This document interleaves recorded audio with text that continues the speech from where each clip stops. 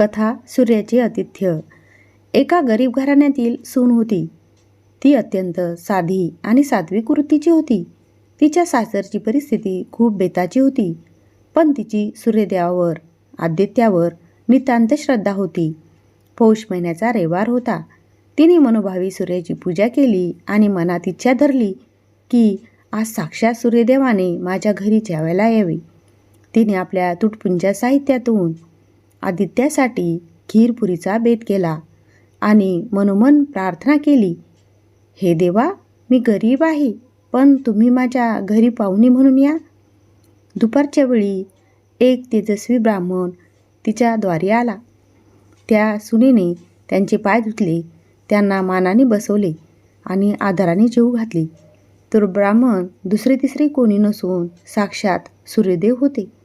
जेवण झाल्यावर जाताना त्यांनी त्या सुनेला आशीर्वाद दिला आणि तिच्या अंगणात असलेल्या एका वाळलेल्या झाडाला स्पर्श केला. ती सून जेव्हा बाहेर आली तेव्हा तिला दिसले की ते वाळलेले झाड हिरवेगार झाले असून त्यावर सोन्याची फळे लागली आहेत. तिचे घर धनधान्याने भरून गेले. तिच्या सासूला आणि शेजारच्यांना याची खूप नवल वाटले. जेव्हा त्यांनी यामागचे कारण विचारले तेव्हा तिने सांगितले की हा पौष रविवाराच्या व्रताचा आणि सूर्यदेवाच्या कृपेचा महिमा आहे. तिसरी कथा, नदीकाठची कथा. पौष महिन्यात काही उपवास करणाऱ्या स्त्रिया नदीवर स्नानाला गेल्या होत्या. तिथे त्यांना एक वृद्ध स्त्री भेटली.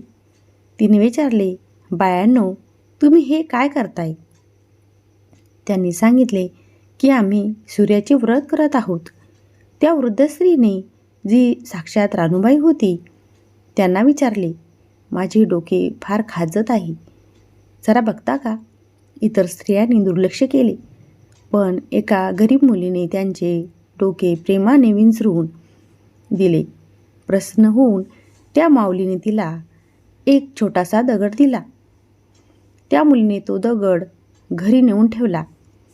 दुसऱ्या दिवशी सकाळी उठून पाहते तर काय, त्या दगडाचे रूपांतर एका महामौल्यवान हिऱ्यात झाले होते आणि तिच्या गरिबीचा अंत झाला होता. पौष रविवारची महत्त्वाची माहिती. पौष महिन्यात सूर्याची भग या नावाने पूजा केली जाते. या महिन्यात सूर्याला अर्घ्य देताना खाली मंत्र म्हणणे खूप फलदायी ठरते. एहि सूर्य सहस्रांशो तेजोराशे जगत्पते अनुकंपय मा भक्त्या गृहाणार्ध्य दिवाकर. ही विशेष गोष्टी. या दिवशी लाल रंगाची फुले सूर्याला वाहतात. 2. शक्य असल्यास अन्नात मीठ वापरून अळणी जेवण करावे. 3. गव्हाच्या पदार्थाचा नैवेद्य दाखवावा.